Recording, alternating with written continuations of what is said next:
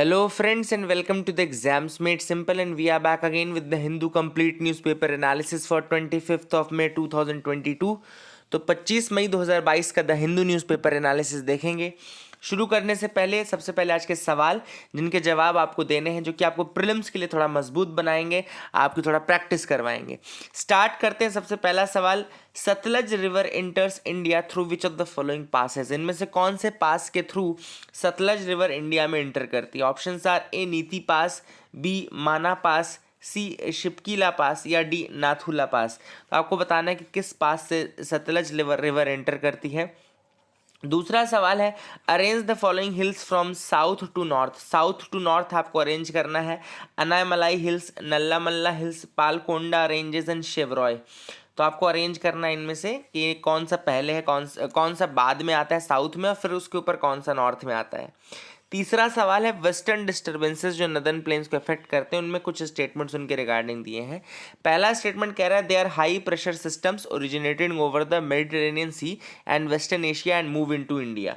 दूसरा स्टेटमेंट कह रहा है, they are of immense importance for the cultivation of rabi crops. तो आपको बताना है कौन सा स्टेटमेंट करेक्ट है, one only, two only, both या none. So these are the 3 questions. I hope you will try to answer these questions. आसान सवाल है, आंसर करने की कोशिश करिएगा। ऐसे ही क्वेश्चन से आपका जो आंसर ये ऑब्जेक्टिव आंसर्स का स्किल है वो और ज़्यादा इम्प्रूव होगा। तो पहला जो सवाल था, सतलज रिवर इंटर करती है कौन से पास से? तो इसका आंसर तो एनसीईआरटी में दिया ही हुआ है, ये शिपकीला पास है जहाँ से एंटर करती है। तो शिपकीला पास इज द पास जहाँ से ये एंटर करती है सतलज रिवर इंडिया में। So that is the thing which is important. दूसरा जो सवाल था कि इन हिल रेंजेस को आपको अरेंज करना था फ्रॉम साउथ टू नॉर्थ। तो मैं नॉर्थ टू साउथ का ऑर्डर बता देता हूँ। सबसे पहले आपका नल्लामल्ला आता है, फिर आपका आता है पालकोंडा, फिर आता है आपका शेवरॉय, फिर आता है आपका अनायमलाई। तो अब north to south, south to north क्या होगा? सबसे पहले अनायमलाई यानी कि 1, फिर आपका शेवरॉय यानी कि 4, फिर आपका पालकोंडा यानी कि 2, फिर आपका नल्लामल्ला यानी कि ये पालकोंडा यानी कि 3, और ये फिर नल्लामल्ला यानी कि 2। तो 1 4 3 2 इसका करेक्ट आंसर है। 1 4 3 2 यानी कि इसका आंसर क्या हो जाएगा? C will be the answer for this, 1 4 3 2। तो एक बार आप देख लीजिएगा, मैच कर लीजिएगा। तीसरा सवाल था वेस्टर्न डिस्टर्बेंसेस के रिगार्डिंग। देखो पहला स्टेटमेंट गलत है, क्योंकि ये हाई प्रेशर सिस्टम नहीं होता, लो प्रेशर सिस्टम होता है, इसलिए पहला स्टेटमेंट तो अपने आप में गलत हो गया। दूसरा स्टेटमेंट बिल्कुल सही कि राबी क्रॉप्स के लिए होता है, तो इसका आंसर हो जाएगा बी यानी कि 2 only will be the correct answer for this. तो I hope you got clarity regarding this question. ये 3 सवाल आपने देखे होंगे, जियोग्राफी के कुछ कंसेप्ट्स आपके और क्लियर हुए होंगे, ठीक है ना। Mains question of the day देखते हैं। GST law took a new turn recently by a supreme court order, what's that turn and how will it impact the federal relation between centre and state? तो आपको बताना है कि GST law में भी recently एक टर्न आया था because of a supreme court order. आज मैं वो ऑर्डर डिस्कस करूंगा आप लोग के साथ, लेकिन एक बहुत इंपॉर्टेंट टर्न आया है जो कि जीएसटी की पूरी फंक्शनिंग को चेंज कर सकता है, ओवरहॉल कर सकता है। तो आपको बताना है कि क्या वो चेंज हुआ है। पहली चीज़ तो ये, तो केस के बारे में और उसमें क्या जजमेंट हुआ उसके बारे में बताना है, एंड किस तरीके से वो फेडरल रिलेशन जो है सेंटर और स्टेट का उसको चेंज करेगा, ठीक है ना। तो I hope you will try to write this answer. Editorial का वेट करिए, एडिटोरियल में आपको एक्सप्लेन करूंगा पूरी चीज़ की क्या क्या चीज़ें उसमें क्या चेंजेस किए गए हैं। सबसे पहले फ्रंट पेज की एक न्यूज़ है, Qutub Minar not a place of worship, Archaeological survey of India. अब आर्कियोलॉजिकल सर्वे ऑफ इंडिया ने कहा है, मींस कि अभी रिसेंटली आपका एक सिविल सूट आया था which was seeking the restoration of 27 temples. तो Archaeological survey of India is opposing the appeal against that dismissal of the civil suit. तो जो अपील की गई थी कि भैया रिस्टोर करो 27 टेम्पल्स को जिनको डिस्ट्रॉय किया गया था, उसकी अपील के against archaeological survey of India ने कहा है कि भाई Qutub Minar is not a place of worship, this is what the archaeological survey of India सिंग। एंड इसलिए उन्होंने कहा है कि अब वहाँ पे उसका नेचर चेंज करना जो है वो that will be very much wrong, that will be wrong according to the places of worship act. आप सबको पता है प्लेसेस ऑफ वर्शिप एक्ट क्या है?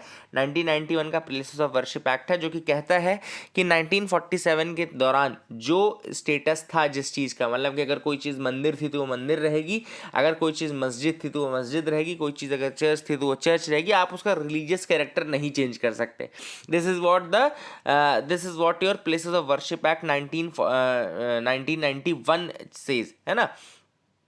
As an archaeological survey of India had submitted that Qutub Minar complex was not a place of worship when it was first notified as a protected monument in 1914। तो यहाँ पे उन्होंने clear किया है 1914 में जब पहली बार इसको हमने प्रोटेक्टेड साइट मॉन्यूमेंट के रूप में इंक्लूड किया था, तो it was not a place of worship. और right now if we are changing the character that will be very much wrong, ठीक है ना। तो कुल मिला के archaeological survey of India is not in very much favour of doing all these things, ठीक है। एंड यहाँ पे एक और इम्पॉर्टेंट चीज़ आपको बता दूँ मैं थोड़ा सा कुतुब मीनार कॉम्प्लेक्स के बारे में, जो कि इंपॉर्टेंट फैक्ट्स रहेंगे। कुतुब मीनार कॉम्प्लेक्स जो है मेहरौली न्यू दिल्ली में है।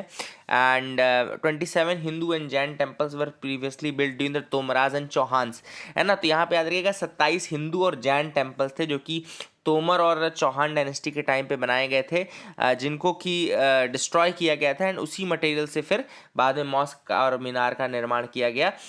This work was done in haste and the Indian masons could not use the structural technique of the true arch. इसीलिए यहाँ पे ट्रू आर्क नहीं मिलता है, because this all thing was done in very haste.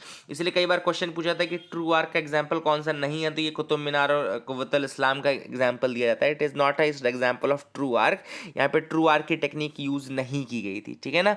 But यहाँ पे however one of the largest brick minaret was built and it is taken as a victory tower. एक तरीके से विक्ट्री टावर के रूप में इसको मनाया जाता है of the victory of the Islamic rule in India, ठीक है ना। Victory of the Islamic rule in India ये माना जाता है। मामलुक डायनेस्टी आपको पता है, कुतुबुद्दीन ऐबक जो था वो कौन सी डायनेस्टी का था? मामलुक डायनेस्टी का था, मामलुक डायनेस्टी का था। और मोहम्मद गौरी ने फिर बाद में जो कमान दी थी वो किसको दी थी? ये कुतुबुद्दीन ऐबक को दी थी। इसके बाद आपको पता होगा इल्तुतमिश आता है 1212 के आसपास इल्तुतमिश आता है। फिर उसकी बेटी आती है रजिया सुल्तान आती है, ठीक है ना। फिर बलबन और ये सब उन काफ़ी इंपॉर्टेंट रूलर्स हैं, है ना, स्लेव डायनेस्टी के। फिर इसके पर ये मामलुक डायनेस्टी है ना, क्या बोलते हैं, Mamluk dynasty. And Qutub Minar complex में अगर हम देखें तो क्या क्या चीज़ें हैं, तो सबसे पहले अलाई दरवाज़ा इंपॉर्टेंट चीज़ है। अलाई दरवाज़ा याद रखना है। एंड यहाँ पे ट्रू आर्किटेक्चरल स्टाइल यानी कि फॉल्स डोम्स और फॉल्स आर्चेस का यूज़ किया गया था। एंड अलाई दरवाज़ा जो था, Alai Darwaza was the first example of a true arch and true dome. याद रखिएगा अलाई दरवाज़ा जो है it is the first example of a true arch and true dome, ठीक है ना। मामलुक डायनेस्टी ने जो यूज़ किया था वो क्या किया था? False arch and false domes. लेकिन जो ये अलाई दरवाज़ा है, false arch and false, Alai Darwaza was the first example of true arch and true dome. याद रखेगा it is in the Qutub complex only. और कुतुब कॉम्प्लेक्स में ये है ज़रूर, लेकिन इसको बनाया अलाउद्दीन खिलजी ने था 1311 में। मतलब कि कुतुबुद्दीन ऐबक के लगभग 100 साल के बाद, है ना, 1311 में बनवाया गया था Alai Darwaza by Alauddin Khilji. And it is the first example of true arch and true dome, ठीक है। कुतुब मीनार आपको पता होगा कि ये अफगान आर्किटेक्चर का एग्जाम्पल है। It is demonstrating a victory tower to commemorate the victory of Mohammad Ghori. आपको पता है मोहम्मद गोरी की जो विक्ट्री थी वो 1192 में किसके ऊपर हुई थी? पृथ्वीराज चौहान जी के ऊपर हुई थी। Its construction as well as we all know was started by Qutubuddin but finished by Iltutmish and later repaired by Firoz Shah Tughlaq and Sikandar Lodi. तो याद रखिए कुतुब मीनार का जो कंस्ट्रक्शन स्टार्ट हुआ था वो कुतुबुद्दीन ऐबक से स्टार्ट हुआ था, फिनिश इल्तुतमिश द्वारा किया गया था, बाद में रिपेयर वर्क फिरोज शाह तुगलक और सिकंदर लोधी द्वारा किया गया था, ठीक है ना। तो ये भी इंपॉर्टेंट है।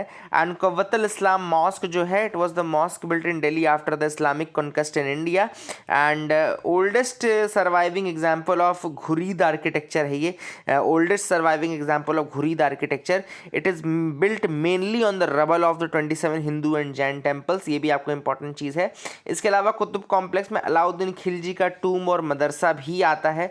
अलाई मीनार Alauddin wanted to build a Minar that should be double the height of Qutub Minar, but his dream could never become true as the sultan died even when the first story was not complete। तो अलाई मीनार उसको कहते हैं जिसको कुतुब मीनार से भी ऊपर बनाना चाहता था, है ना। अलाई मीनार अलाउद्दीन खिलजी चाहता था कि कुतुब मीनार का डबल बनाया जाए, लेकिन वो जब एक मंजिल उसकी कंप्लीट नहीं हुई थी तभी उसकी डेथ हो गई। तो इसलिए वो जो ड्रीम्स थे वो शैटर हो गए। तो ये कुछ फैक्ट्स हैं अबाउट द कुतुब कॉम्प्लेक्स, जो चीज़ें मैंने आपको बताई, है ना। इसमें अलाई दरवाज़ा ज़रूर याद रखिएगा, example of first true dome and true arch का एग्जाम्पल है वो। और अलाउद्दीन खिलजी ने उसको 1311 में बनवाया था, लगभग 100 साल के बाद, ठीक है ना। तो ये एक इंपॉर्टेंट फैक्ट है जो आपको पता होना चाहिए। आई hope you got clarity regarding that. अगली न्यूज आपको दिख रहा होगा, जिनजियांग लीक्स पुट उइघुर्स इन स्पॉटलाइट। अब हुआ क्या, अभी रिसेंटली जिनजियांग की कुछ फोटोज और ये सारी चीज़ें लीक हुई हैं। जिनजियांग एक रीजन है जो कि आपका चाइना में लाई करता है। मैं आपको भी डायग्राम बना करके दिखा देता हूँ। देखो, अगर आपका चाइना का मैप कुछ इस तरीके का है, जैसे मैं बहुत अच्छा तो नहीं बनाऊंगा लेकिन let me try to draw it, है ना, आप लोग बाद में मैच कर लीजिएगा। इधर कुछ इस तरीके का मैप रहता है आपका चाइना का। इसी को थोड़ा और बड़ा कर देना, बस और कुछ नहीं है। यही मैप है, बस थोड़ा सा नीचे से और ये थोड़ा चौड़ा ज़्यादा रहेगा यहाँ से, ठीक है ना। बट चूंकि स्क्रीन में जितना आ रहा है मैं उतने ही बना let me draw it again, let me draw it again. थोड़ा सा मैं आपको और बड़ा बना करके दिखा देता हूँ, ठीक है ना। So let me draw that. यहाँ पे अगर थोड़ा छोटे में हम बनाते हैं, इस तरीके से आपका कुछ मैप इसका बनेगा।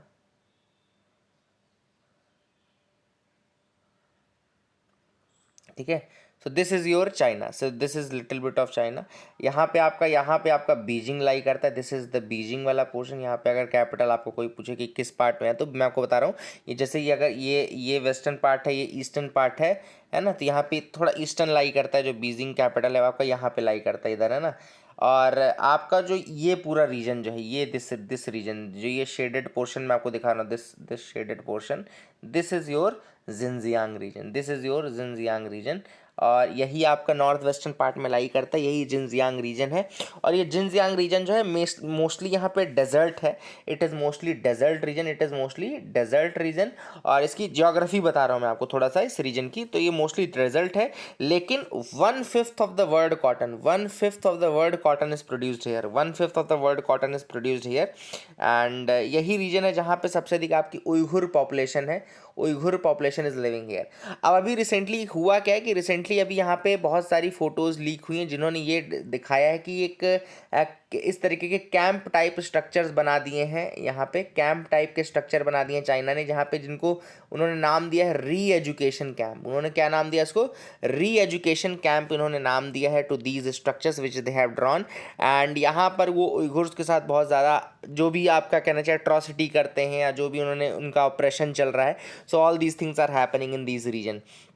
जो आपके बेसिकली जिनजियांग है, यहाँ पे ये इस चाइना का एक कंट्री का one of the largest regions में भी आता है ना। और इसको यहाँ पर इसको जुआर बोलते हैं, XUAR बोलते हैं, यानी कि जिनजियांग उइघुर ऑटोनॉमस रीजन बोलते हैं। यहाँ पे उइघुर्स इतने ज़्यादा हैं कि इसको जिनजियांग उइघुर ऑटोनॉमस रीजन बोला जाता है, जुआर रीजन कहा जाता है, ठीक है ना। तो ये कुछ फैक्ट्स आपको बता रहा हूँ मैं। अब देखो हो क्या रहा है कि उइघुर्स कौन है, उइघुर्स में से mostly are Muslims and Muslims हैं, और वो खुद की लैंग्वेज बोलते हैं जो कि नियर अबाउट टर्किश लैंग्वेज के आसपास की लैंग्वेज है। और इसी कारण से वो अपने आप को लिंग्विस्टिकली ज़्यादा क्लोज मानते हैं to the central Asian countries, central Asian nation से वो अपने आप को ज़्यादा क्लोज मानते हैं। अभी चाइना ने क्या किया, अभी आपको पता होगा चाइना में एक ग्रुप है हान पॉपुलेशन, जिसको हम बोलते हैं हान पॉपुलेशन, सबसे बड़ा ग्रुप है वहाँ पे। चाइना ने डेलिबरेटली बहुत सारे हान पीपल्स को वहाँ पे भेज दिया है, ताकि वहाँ पे जो उइघुर पॉपुलेशन है उसको डाइल्यूट किया जा सके, ठीक है ना। और बहुत सारे वहाँ पे ह्यूमन राइट्स वायलेशन के केसेस आ रहे हैं in that region, Xinjiang region, जो कि चाइना इनके ऊपर कर रहा है। तो यही सारी चीज़ें थी जो अभी रिसेंटली फ़ोटोज़ के माध्यम से सामने आ पाई हैं। 60% ई वेस्ट रिसाइकलिंग लाइकली बाय 2023। तो 60% तक की ई वेस्ट रिसाइकलिंग जो है वो 2023 तक हो जाएगी। This is as per a new policy guideline, है ना। न्यू पॉलिसी गाइडलाइन के अंतर्गत ऐसा हो रहा है।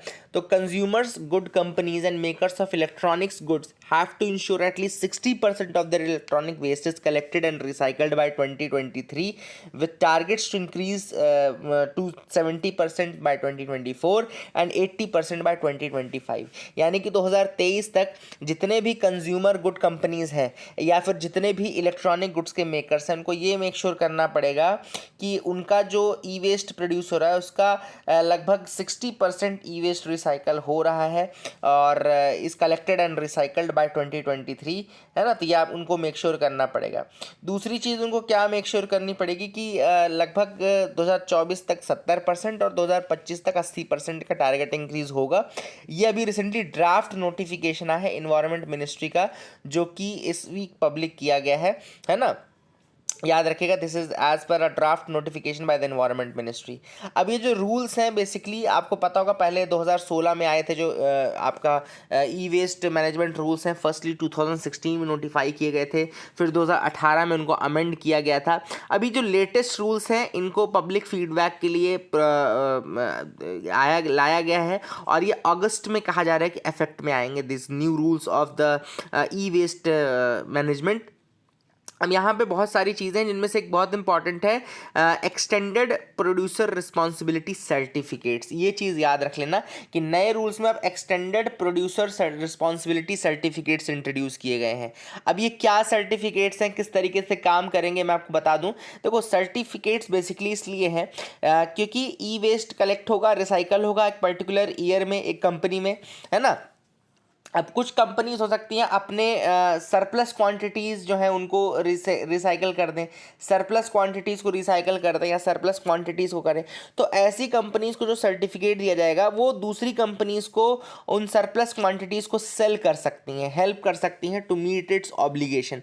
दूसरी कंपनीज़ को भी सेल करके वो उन सर्टिफिकेट्स को सेल करके उनके ऑब्लिगेशंस को पूरा कर देखो, कुछ कंपनीज़ हो सकती हैं सरप्लस करें और कुछ कंपनीज़ हो सकती हैं डेफिसिट करें। मतलब कुछ कंपनीज़ अपनी रिस्पॉन्सिबिलिटी जितना उनका टारगेट है उससे ज़्यादा को रिसाइकल कर दें और कुछ कंपनीज हो सकता है कि जितना टारगेट है उससे कम रिसाइकल करें। तो जिन्होंने ज़्यादा रिसाइकल किया है, देखो जैसे कार्बन ट्रेडिंग होती है ना, कार्बन की जिस तरीके से ट्रेडिंग होती है ना, कार्बन सर्टिफिकेट्स की ट्रेडिंग होती है, उसी तरीके से अब ये एक्सटेंडेड प्रोड्यूसर रिस्पॉन्सिबिलिटी सर्टिफिकेट जो रहेंगे ये ई वेस्ट के केस में भी ट्रांसफ़र किए जा सकते हैं, ट्रेडिंग उनकी की जा सकती है।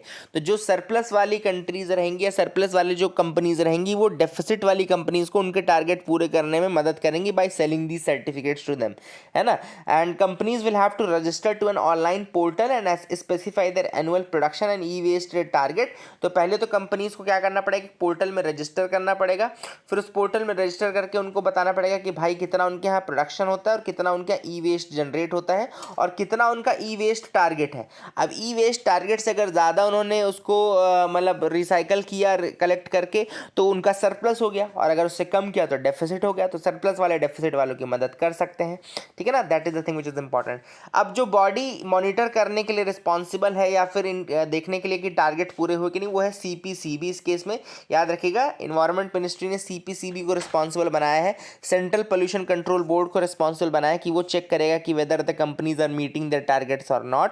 And companies that don't meet their annual targets will have to pay a fine or an environmental compensation. तो जो कंपनीज टारगेट पूरा नहीं करेंगी उनको फाइन या कंपनसेशन, इन्वायरमेंटल कंपनसेशन देना होगा। So this is the thing which is important and this is what I think you must have understood ये दिस थिंग, है ना। एंड इसके अलावा एक और चीज़ है कि स्टेट गवर्नमेंट के ऊपर एक ड्यूटी इंटरेस्ट की गई है, that they have a responsibility of earmarking industrial spaces for e waste dismantling and recycling facilities. तो ई वेस्ट के डिसमेंटलिंग एंड रिसाइकलिंग फैसिलिटीज़ के लिए the state government have been interested with the responsibility of earmarking industrial spaces for e waste dismantling and recycling facilities, ठीक है ना। तो I hope you got clarity regarding that. अगली जो news है वह Ayushman Bharat health account app relaunched. अब यहाँ पे नेशनल हेल्थ अथॉरिटी जो है NHA जो है उसका एक कोर प्रोग्राम है, आपको पता होगा Ayushman Bharat digital mission. Ayushman Bharat digital mission जो है वो उसका कोर प्रोग्राम है। अब आयुष्मान भारत डिजिटल मिशन के अंतर्गत इन्होंने क्या किया है कि एक ऐप लॉन्च किया, आभा ऐप। आभा ऐप क्या है, Ayushman Bharat health account mobile app, ठीक है ना। याद रखिएगा आभा ऐप क्या है, Ayushman Bharat health account app है ये, एक याद रखिएगा। अच्छा NHA आप सबको पता है ना कि नेशनल हेल्थ अथॉरिटी जो है वो एपेक्स बॉडी है जो कि आयुष्मान भारत प्रधानमंत्री जन आरोग्य योजना को इम्प्लीमेंट करने के लिए टॉप बॉडी है, ठीक है ना। याद रखिएगा। और इसको बनाया गया है रिसेंटली नेशनल डिजिटल मिशन के अंतर्गत ताकि एक डिजिटल हेल्थ इकोसिस्टम क्रिएट हो सके कंट्री में। तो डिजिटल हेल्थ इकोसिस्टम क्रिएट करने के लिए तथा आयुष्मान भारत जन आरोग्य योजना को पूरी तरीके से इम्प्लीमेंट करने के लिए नेशनल हेल्थ अथॉरिटी को इम्प्लीमेंट किया गया है, ठीक है ना। इसके पहले आपको याद रखिएगा नेशनल हेल्थ एजेंसी थी और नेशनल हेल्थ एजेंसी के आगे सक्सेसर के रूप में नेशनल हेल्थ अथॉरिटी को रजिस्टर किया गया है। और ये प्रधानमंत्री जन आरोग्य योजना जिसको कि आप आयुष्मान भारत भी कहते हैं उसको मेजरली ये इम्प्लीमेंट करने के लिए बनाया गया है। और नेशनल डिजिटल जो हेल्थ डिजिटल मिशन है उसको। तो आभा ऐप उसी के अंतर्गत है। Ayushman Bharat health account app है ये। और आभा ऐप जो है इसको पहले प्रीवियसली इसको NDHM हेल्थ रिकॉर्ड ऐप कहा जाता था, है ना, NDHM health record app, and it is available in the Google play store and is already over 4 lakh downloads now. Updated version जो है उसमें नया यूज़र इंटरफेस और एडेड फंक्शनैलिटीज़ की गई हैं ताकि जो इंडिविजुअल्स हैं वो अपने हेल्थ रिकॉर्ड को किसी भी समय कहीं पे भी एक्सेस कर सकें, है ना। आभा users can update their previous app version to the latest version also.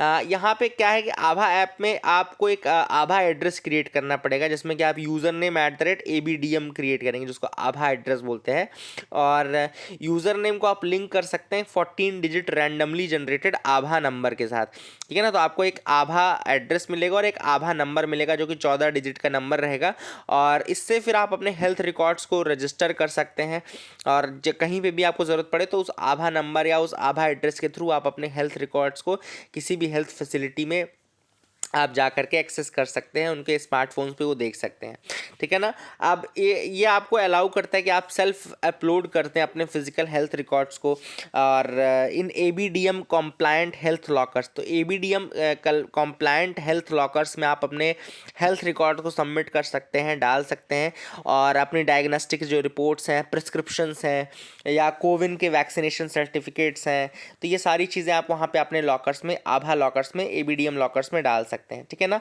और इसमें आपका प्रोफाइल आपको मिलेगा जिसमें आपको आभा नंबर मिलेगा, आभा एड्रेस मिलेगा, और इसमें आभा आप इसको लॉगिन कर सकते हैं फेस से, फिंगरप्रिंट ऑथेंटिकेशन, ये सारी चीज़ें तो बाकी चीज़ें हैं, लेकिन आभा के बारे में आपको जितनी चीज़ें मैंने बताई वो याद रखनी है ना, उसको भूलना नहीं है। Boundaries of places of worship act being probed. अब ये देखा जा रहा है कि भैया प्लेसेस ऑफ वर्शिप एक्ट 1991 के अंतर्गत आती क्या चीज़ें हैं। अभी रिसेंटली देखो डिबेट जो चल रहा है वो चल रहा है अलग अलग मॉस्क के ऊपर, ये सारी चीज़ें आपको पता है ना। ये प्लेसेस ऑफ वर्शिप एक्ट कहता है कि जो भी प्लेसेस थे उनका जो भी स्टेटस था 15 अगस्त 1947 से, उसको आप चेंज नहीं कर सकते, उसका रिलीजियस कैरेक्टर आप चेंज नहीं कर सकते, वो आपको मेंटेन करना होगा। ऐसे में कई लोगों ने जैसे कहा कि भाई ऐसा करो, इस मॉस्क में देखो, उस मॉस्क में देखो, यहाँ पे आपको टेम्पल मिलेगा, वहाँ पे क्या मिलेगा, है ना, ये सारी चीज़ ऑलरेडी चल रही हैं। तो यहाँ पे कुछ कोर्ट्स के जो आर्गुमेंट है वो मैं आपको बता दूँ। And every endeavour should be made to enforce the objectives of place of worship act. इसमें जो कोर्ट है दिल्ली केस सिविल जज, उन्होंने ये चीज़ कही थी कि भैया देखो जो भी आपका ऑब्जेक्टिव हो, प्लेसेस ऑफ वर्शिप एक्ट को आपको इन्फोर्स रखना है, ऐसा नहीं करना है कि देखो हिस्ट्री का अगर बुरा पोर्शन, आपने गुड पोर्शन एक्सेप्ट किया है तो आपको बुरा पोर्शन भी एक्सेप्ट करना पड़ेगा। तो यहाँ पे वो मान रहे इस चीज़ को कि ये बुरा पोर्शन था हिस्ट्री का, but he is saying that you can not accept the history in partiality, है ना। आपको हिस्ट्री को एक्सेप्ट करना पड़ेगा in totality. If you are accepting the good portion then you should also accept the bad portion, और the bad portion को आप केवल बैड पोर्शन को डिलीट नहीं कर सकते ना, you have to accept the history in totality. This is what the first argument is that. Second argument है कि अगर बार बार हम इस तरीके से हर स्ट्रक्चर में करते हैं तो then there will be no meaning of places of worship act, it will be a dead letter, एक तरीके से डेड लेटर हो जाएगा, it will not be have any meaning overall. तो इन सारी चीज़ों के बीच में बैलेंस बनाना ज़रूरी है, और ये देखना है कि उन्हीं केसेस को हम लें जो बिल्कुल मोस्ट एसेंशियल हो, जिनमें बिल्कुल कोई दूसरा अल्टरनेटिव ना हो। यहाँ पे centre scraps import duties on crude sunflower soybean oils. तो अब यहाँ आपको पता होगा कि इन्फ्लेशन का बहुत ज़्यादा अभी रिसेंटली डेटा रिलीज़ किया गया था जिसमें पता चला कि भाई बहुत ज़्यादा इन्फ्लेशन है। अब इन्फ्लेशन आपका बहुत चीज़ों में है जिसमें कि फूड ग्रेन्स या रिटेल इन्फ्लेशन काफ़ी ज़्यादा आपने को देखने को मिला था। अब रिटेल इन्फ्लेशन एडिबल ऑयल और फैट्स में भी बहुत ज़्यादा था, लगभग 18.8% से 17.3% के आसपास का था रिटेल इन्फ्लेशन यहाँ पे, जो कि बहुत ज़्यादा बड़ा नंबर है ना। तो ऐसे में सनफ्लावर इम्पोर्ट्स में और सनफ्लावर और सोयाबीन का जो क्रूड सनफ्लावर ऑयल है और सोयाबीन जो ऑयल है उसमें उसको ड्यूटी फ्री कर दिया गया है।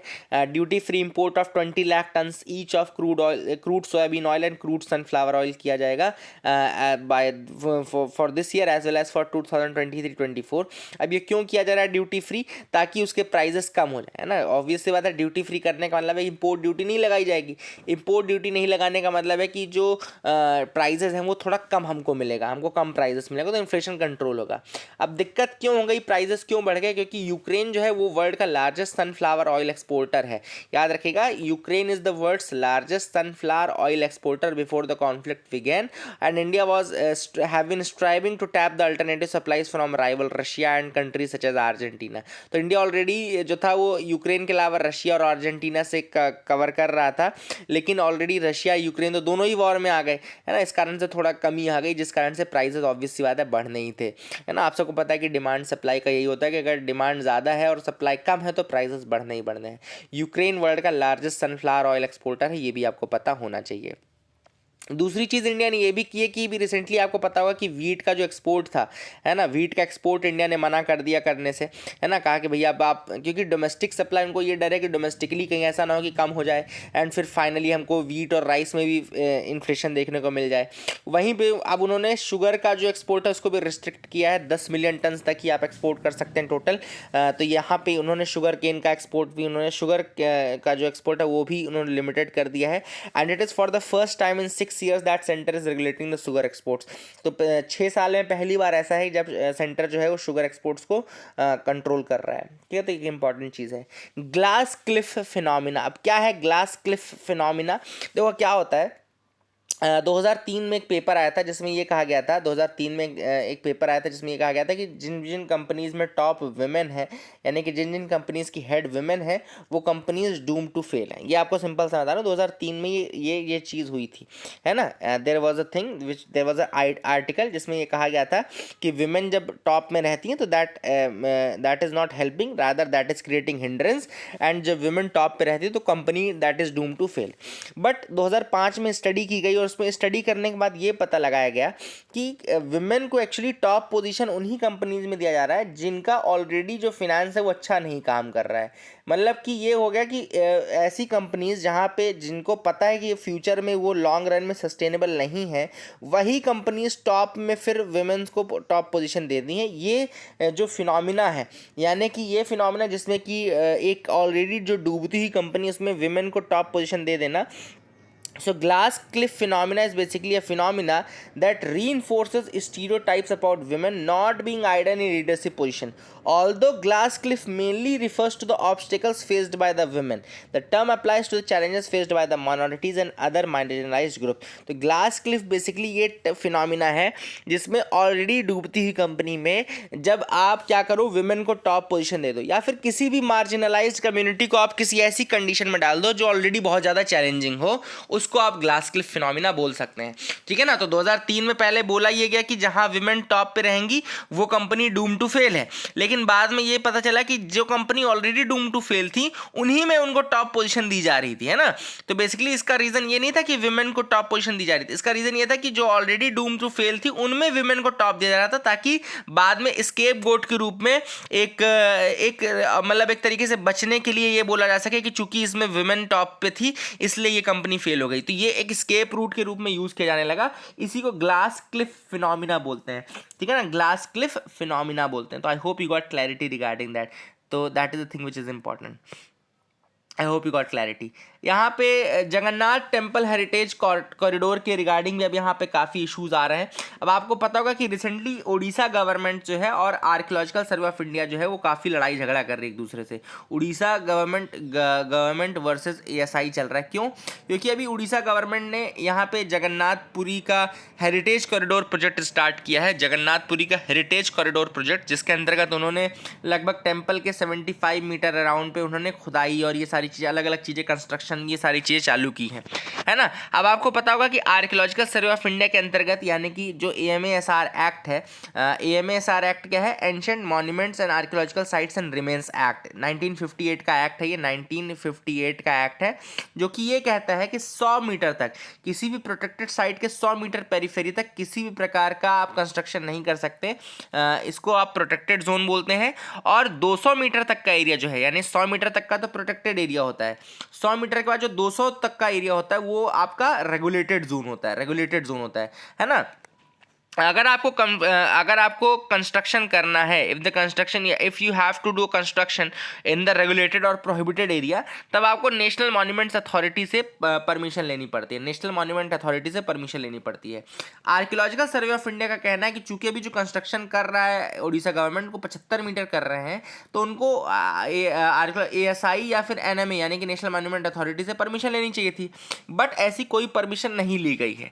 वहीं पे उड़ीसा गवर्नमेंट का कहना है कि भाई NMA से पूरी परमिशन ली गई है। अब देखो कौन सही कौन गलत ये तो नहीं पता, लेकिन हाँ ये रीज़न है कि क्यों इतना ज़्यादा लड़ाई चल रही है।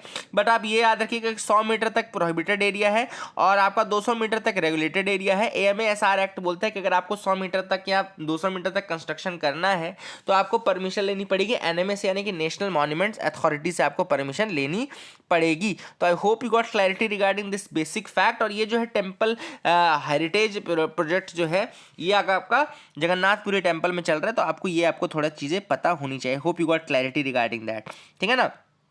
अच्छा, नेशनल मॉन्यूमेंट्स अथॉरिटी अगर आपको पता ना हो कि कब बनी थी तो बता दूं, नेशनल मॉन्यूमेंट अथॉरिटी आपका मिनिस्ट्री ऑफ कल्चर के अंतर्गत आती है। किसके अंदर आती है? मिनिस्ट्री ऑफ कल्चर के अंतर्गत आती है। और ये आपका बना था 2010 में, ठीक है ना, 2010 में ये बना था। और ये बना था ancient monument and archaeological sites and remains amendment and validation act. Amendment and validation act 2010 का एक्ट है, उसके अंतर्गत आपका NMA बनाया गया था। NMA याद रखेगा कि आपका 2010 में बना था।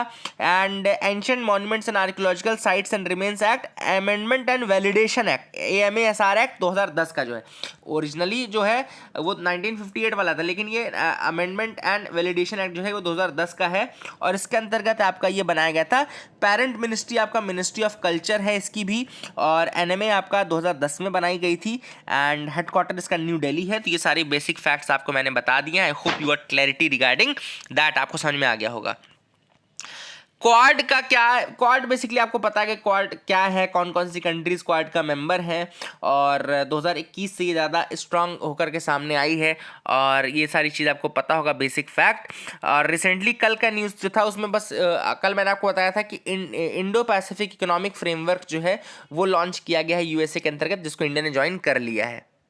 अब एक्चुअली में क्वाड क्यों बना है हम सब जानते हैं, चाइना को काउंटर करने के लिए। साथ ही इन्होंने कल IPEF के अलावा एक और चीज़ की है, एक मैरीटाइम मॉनिटरिंग प्लान निकाला है जो कि इलीगल फिशिंग को, इंडो पैसिफिक रीजन में जो इलीगल फिशिंग है उसको रोकने का काम करेगी।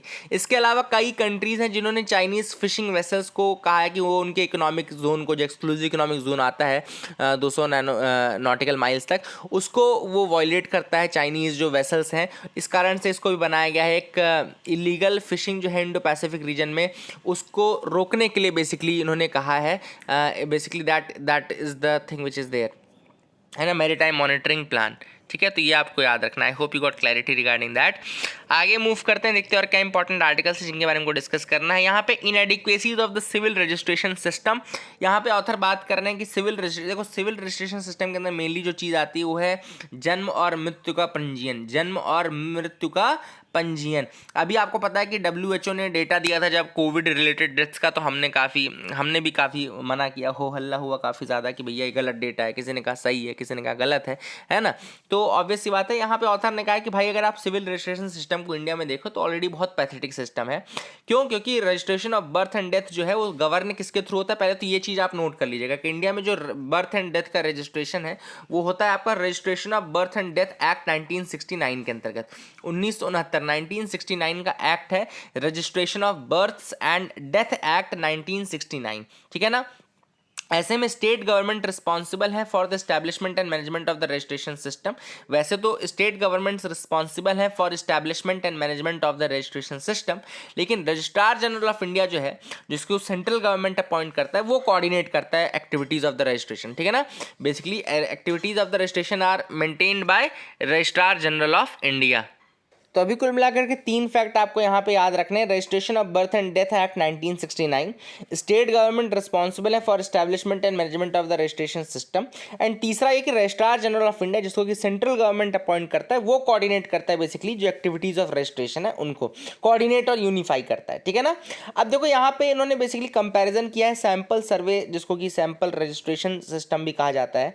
उसमें उन्होंने ये कहा कि अगर आप देखें तो कंट्री में जो ओवरऑल रजिस्ट्रेशन है वो केवल 92% बर्थ बर्थ का होता है और 87.8% डेथ का होता है। अगर हम 2 से 3% का अंडर एस्टिमेशन या ओवर एस्टिमेशन माने तो कुल मिलाकर के जो फिगर्स आएंगे रजिस्ट्रेशन के प्रोबेबली 90% बर्थ के और 85% डेथ के आएंगे। तो कुल मिलाकर के इतने ही रजिस्ट्रेशन होते हैं, 90% of the birth and 85% of the death के रजिस्ट्रेशन होते हैं। दूसरा जो मेजर इशू चल रहा है, देखो एक तो ये होगा कि जो रजिस्ट्रेशन है वो एक तो कम है, अंडर रजिस्ट्रेशन होता है ना, ऑब्वियसली आपका 85% एंड 90% के आसपास का डेटा आ रहा है, तो कुल मिलाकर के अंडर रजिस्ट्रेशन हो रहा है। दूसरा इन्होंने कहा कि चूंकि रजिस्ट्रेशन जो है 21 दिन का टाइम पीरियड उसमें अवेलेबल रहता है, जैसे कि अगर आप दिसंबर में किसी का सपोज करो कोई इवेंट होता है, मतलब कि बर्थ या डेथ होता है, तो उसको लगभग 21 दिन तक रजिस्टर किया जा सकता है। अब सपोज करो दिसंबर 25 को किसी का जन्म हुआ या मृत्यु हुई, तो उसका रजिस्ट्रेशन 21 दिन बाद के अंदर अगर कभी भी होगा तो वो जनवरी में होगा। तो ये जो डेटा है ये शिफ्ट हो जाएगा from 1 year to another year, ठीक है ना। इतना ही नहीं, केवल 21 दिन ही नहीं चेंजेस होते हैं, कई बार ये चेंजेस बहुत ज़्यादा एक साल के बाद रजिस्टर होते हैं। Report of the death occurrence after 1 year also takes place. लेकिन 1 साल के बाद अगर रजिस्टर आपको करना है बर्थ या death report after year of its occurrence, तो इसमें फिर फर्स्ट क्लास मजिस्ट्रेट का ऑर्डर लगता है। देखो यहाँ पे लगता है order of the first class magistrate issued after verifying the facts about the birth और डेथ, ठीक है ना। तो ये काफ़ी इंपॉर्टेंट है, जो आपको चीज़ें पता होनी चाहिए। तो यहाँ पे ऑथर ने 2-3 जो प्रॉब्लम बताई मेजरली, पहली क्या बताई, एक तो अंडर रजिस्ट्रेशन, जिसमें कि हमने बताया कि 85% और 90% ही होता है, 90% बर्थ और 85% डेथ का। दूसरा इन्होंने बताया कि भाई डिले जो होता है, तो इस कारण से क्या होता है, डेटा एक ईयर से दूसरे ईयर शिफ्ट होता है। दिसंबर 2020 का डेटा अगर जनवरी 2021 में रजिस्टर होगा तो वो फिर 2021 के डेटा में आएगा, ठीक है ना। सेम तीसरा उन्होंने प्रॉब्लम बताया कि कई जो है वो उसमें 1-1 साल तक का डिले होता है, जिसमें फिर जुडिशियल मजिस्ट्रेट का ऑर्डर लगता है। इसके अलावा ऑथर ने एक आध प्रॉब्लम्स और बताई, जिसमें कि उन्होंने बताया कि देखो कोविड के टाइम पे जैसे कई महिलाएं और बच्चे ऐसे हैं जिनके अगर डेथ हुई भी होगी तो उनका रजिस्ट्रेशन हुआ ही नहीं होगा। क्यों नहीं होगा कि कई केसेस में, जैसे विमेन के केसेस में और चिल्ड्रन के केसेस में इनहेरिटेंस रिलेटेड जो चीज़ें हैं, प्रॉब्लम्स हैं, वो बहुत कम आती हैं। ज़्यादातर रजिस्ट्रेशन की ज़रूरत कब पड़ती है, जब उनको भाई कुछ इनहेरिट करना हो, कुछ प्रॉपर्टी लेनी हो, कुछ उनकी पेंशन लेनी है, क्या लेनी है। लेकिन अगर वुमेन के केसेस में ज़्यादा एम्प्लॉयमेंट ही नहीं है, ज़्यादा इनहेरिटेंस की वही नहीं रहेगी, तो ऑब्वियस ज़्यादा उनका रजिस्ट्रेशन नहीं होती। ये भी एक रीज़न है कि क्यों बच्चे और वुमेन के केस में रजिस्ट्रेशन कम हुआ था। कोविड-19 ने और भी कारणों से रजिस्ट्रेशन को इम्पैक्ट किया था। इसका रीज़न ये था कि सबसे पहले रजिस्ट्रार जो थे वो काम ही नहीं कर रहे थे, लॉकडाउन लगा था एरियाज़ में, तो लॉकडाउन के एरियाज़ में रजिस्ट्रार काम नहीं कर रहे थे। दूसरा, people were not able to travel to register. अगर रजिस्ट्रार काम कर भी रहे हो तो लोगों को ट्रेवल करने की इतनी परमिशन नहीं थी, है ना। तीसरा कि अगर डिले है मोर देन 30 डेज का in reporting the procedure of getting an affidavit of a magistrate, फिर अंडर आर्टिकल सेक्शन 13 अगर 30 दिन से ज़्यादा का डिले हो जाता है तो फिर मजिस्ट्रेट से एफिडेविट लेना पड़ता है। ये काफ़ी कम्बरसम है, अब मजिस्ट्रेट से कौन लेने जाएगा, इस कारण से रजिस्ट्रेशन ही नहीं होता है। फिर functionaries handling the registration were diploid on covid related duties. फिर ऐसे फंक्शनरीज भी थे जो कि कोविड-19 हैंडलिंग ड्यूटीज़ में थे, इस कारण से वो इवेंट्स को रजिस्टर नहीं कर पाए, दूसरी ड्यूटीज़ में थे, इस कारण से नहीं कर पाए। तो ये कुछ कमियां हैं जो कि सिविल रजिस्ट्रेशन सिस्टम के अंतर्गत है। ऑथर ने इन्हीं के बारे में यहाँ पे जिक्र किया। आई होप यू गॉट क्लैरिटी। दूसरा आर्टिकल है new road for India's fiscal federalism. अब मैंने आज क्वेश्चन जो पूछा आपका जीएसटी के ऊपर, एक रिसेंटली एक ऑर्डर आया है सुप्रीम कोर्ट का जो कि काफ़ी चेंजिंग रहेगा। अब ये केस याद रखना, union of India versus Mohit minerals versus union of India का केस है, जिसमें सुप्रीम कोर्ट ने एक ऐसी चीज़ बोल दी है जो कि पूरा जीएसटी की दिशा और दशा ही बदल देगी। उसका सबसे बड़ा जो ये रूलिंग है, इसमें जस्टिस डीवाई चंद्रचूड़ का रूलिंग है, जिसमें उन्होंने कहा है पहली चीज़ इंपॉर्टेंट कि जीएसटी काउंसिल का जितना भी डिसीजन रहेगा, जीएसटी काउंसिल का जो भी डिसीजन रहेगा वो रिकमेंडेटरी नेचर है और स्टेट्स बाउंडेड नहीं है कि वो उसको फॉलो करें। States can not be forced to follow all these regulations and all, and ये केवल रिकमेंडेटरी नेचर है। तो ये काफ़ी बड़ा इंपॉर्टेंट रूलिंग है, जिसके अकॉर्डिंग ऑथर ने कहा कि भाई अब देखो, अभी तक क्या स्टेट्स क्या करते थे कि जीएसटी काउंसिल की जो रूलिंग है उसको क्या मानते थे कि ये एक मैंडेटरी है, इसको फॉलो करना ज़रूरी है, बाइंडिंग है। लेकिन अब जो मोहित मिनरल्स का केस है उसमें उन्होंने ये क्लियर कट कह दिया कि आपको ये मानना ज़रूरी नहीं है। So this will change a lot, and ये एक तरीके से स्टेट गवर्नमेंट्स को परमिशन देता है कि वो जीएसटी रिलेटेड अपने खुद के लॉज बना सके। तो ऑब्वियस सी बात है, आगे जाकर के बहुत सारे डिस्प्यूट्स और बहुत सारे आपको ये देखने को मिलेंगे कि वहाँ पे कॉन्फ्लिक्ट्स हो रहे हैं।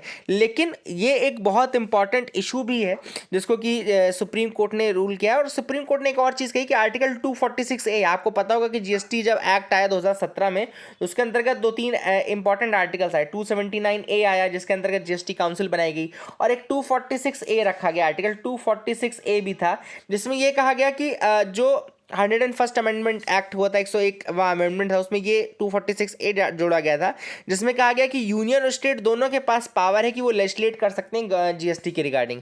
फिर इसके बाद जीएसटी काउंसिल जब बनी तो लोगों को लगने लगा कि जीएसटी काउंसिल में चूंकि स्टेट्स भी हैं तो जो वो कहेंगी वो मानना पड़ेगा।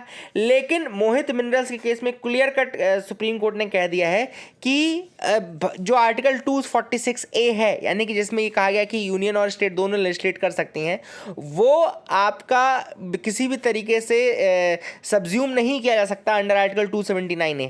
तो ऑथर ने कहा है कि भाई देखो, वन नेशन वन टैक्स का जो विजन था जीएसटी को लाने का, वो हो सकता है कि अब थोड़ा खतरे में पड़ जाए, क्योंकि अब स्टेट गवर्नमेंट जो है, जब उनको पता चल गया कि चूंकि ये मतलब केवल रिकमेंडेटरी है, ये बाइंडिंग नहीं है जीएसटी काउंसिल का जो भी डिसीजन है, तो अब हो सकता है कि इंडिया का जो फेडरलिज्म है वो थोड़ा सा यहाँ पे कॉन्फ्लिक्ट में आ जाए। लेकिन यही इसकी ब्यूटी है इंडिया की, जो अनकोऑपरेटिव फेडरलिज्म से कोऑपरेटिव फेडरलिज्म का जो जर्नी है, यही इंडिया की ब्यूटी है। उसी चीज़ को ऑथर ने कहा कि अब कोलैबोरेशन किस तरीके से होता है ये देखना पड़ेगा। ठीक है ना, I hope you got clarity. अगला आर्टिकल है the executive seems more fragile than hurt sentiment. यहाँ पे ऑथर ने कहा है कि दो सेक्शंस के बारे में, एक तो सेक्शन 153A है इंडियन पीनल कोड का, जिसमें कि enmity between religious groups create होती है, डिसहार्मनी प्रमोट की जाती है, और दूसरा है एक 295A आईपीसी का, जिसमें है कि maliciously hurt the religious sentiments, maliciously hurt the religious sentiment. ये आईपीसी के दो आप याद रखिएगा, सेक्शन 153A एनिमिटी क्रिएट करना, और section 295A hurt the religious sentiments, hurt the religious sentiment. अब ऑथर ने कहा कि रिसेंटली अगर आप देखो तो बहुत सारे इनके केसेस आपको बढ़े हुए दिखेंगे, लेकिन इन केसेस के साथ एक प्रॉब्लम है। जो आर्टिकल में जो मेजर चीज़ है मैं आपको वो बताना चाहता हूँ। प्रॉब्लम ये है कि आर्टिकल 295 कहता है हर्ट द रिलीजियस सेंटिमेंट्स, है ना, आर्टिकल 295 कहता है हर्ट द। अब भाई हर्ट द रिलीजियस सेंटिमेंट्स आप किस तरीके से मेजर कर सकते हो? क्या इसका कोई ऑब्जेक्टिव तरीका है? नहीं है। ऑथर ने कहा कि जब कोई ऑब्जेक्टिव तरीका ही नहीं है मेजर करने का कि how do you measure this hurting the religious sentiments, how can you sue a person, how could you arrest a person under this, है ना, that is the thing which is important. इसके अलावा बहुत सारे safeguards लाए गए हैं पहले कि भाई इंटेंशन और मेलाइस ये देखना पड़ेगा कि ये इंटेंशन क्या था, मेलिस क्या था, तभी आप क्रिमिनलिटी को इस्टेब्लिश कर सकते हो।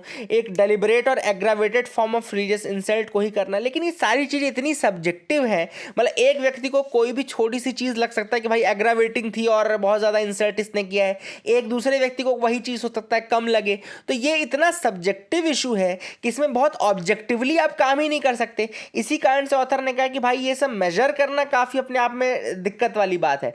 तो जुडिशरी ने कई बार क्या किया है कि मेजर करने के लिए कहा कि एक तो पहले तो आपको स्पीच और डिसऑर्डर में लिंक बनाना पड़ेगा कि भाई जो डिसऑर्डर हुआ वो स्पीच के कारण हुआ। दूसरा उन्होंने ये बोला कि भाई ये भी देखना है कि कितना हार्म हुआ, कितना उसमें सेफगार्ड की ज़रूरत पड़ी, कितना उसमें नुकसान हुआ। ये सारी चीज़ आप मेज़र करके आप देख सकते हो कि वहाँ पे कितना नुकसान हुआ है। ठीक है ना, तो ये these are all subjective issues. Author ने कहा है कि इसीलिए इन जो सेक्शंस हैं इनका अगर आप डेटा देखें, प्लस पुलिस भी इतनी ज़्यादा ट्रेंड नहीं कि वो मैलिस और मैलिस इंटेंशंस और सेंटिमेंटल हर्ट को एनालाइज और मेजर कर सके, इसलिए उनको तो सिर्फ केस लगाना है और उनको उधारा लगा देनी है। तो ऑथर ने कहा है कि ये जो सेक्शंस हैं बहुत ज़्यादा इनका यूज़ और मिसयूज़ हो रहा है, इसीलिए इसके लिए दोबारा सोचने की ज़रूरत है। तो I hope you got clarity regarding these articles, I hope you got clarity regarding the entire newspaper analysis. That is it for the day. Keep loving us, keep sharing us. Thank you and have a nice day.